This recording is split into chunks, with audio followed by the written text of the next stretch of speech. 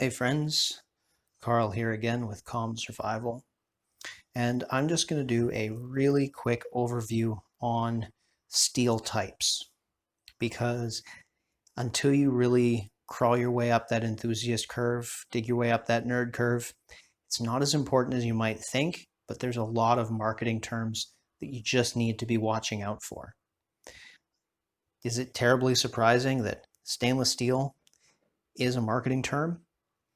In fact, carbon steel, while it's technically a technical term, there's less carbon in this high carbon steel than there is in wrought iron. So the important thing to remember is that if you are looking for a specific characteristic, you can go look that up. Like there are certain steels that are really good at certain things for certain specific purposes. Like say, for example, this LC200N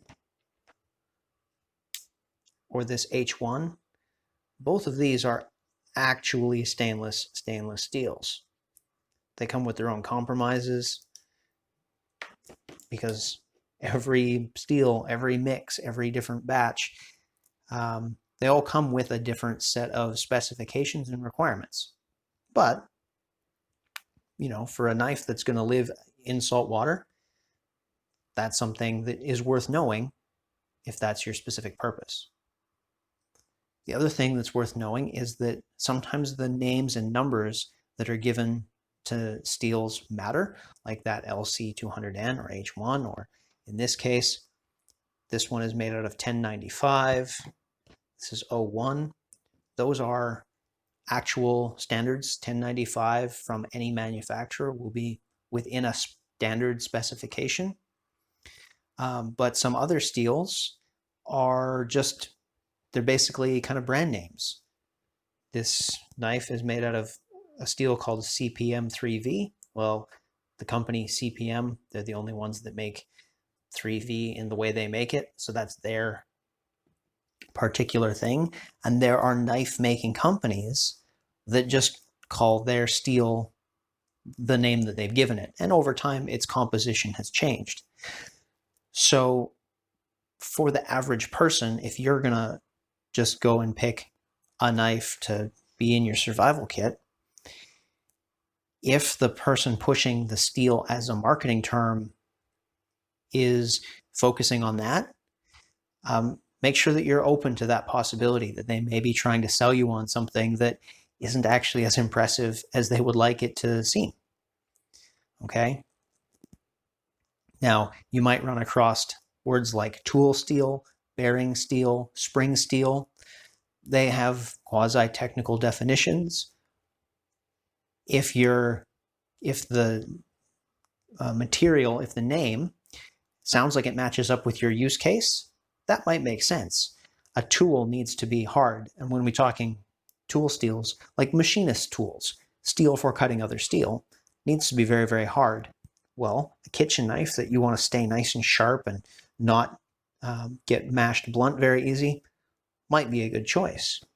A spring steel, something that can be flexible, maybe for a knife that you can really smash on, might be really handy, or even better, for a machete that needs some shock absorption. But remember that everything is a compromise. Just make sure that you're keeping your eye out for those marketing terms, watching out and making sure that if somebody says super steel, well, this is super steel at the moment. This is super steel at the moment, I guess, to some people. But that was super steel a few years ago, and it's not really anymore. And the curve continues on.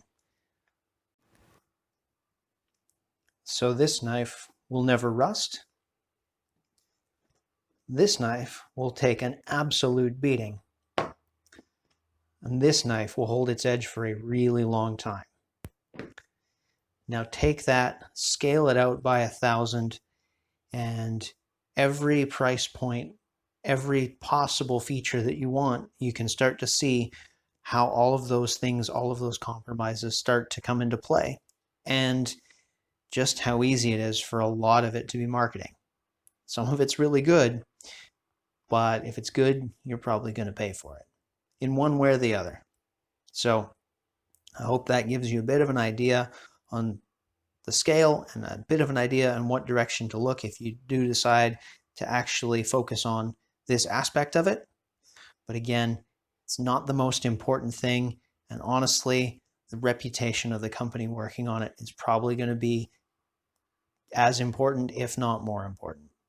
So have yourselves a good day. I'll catch you next time.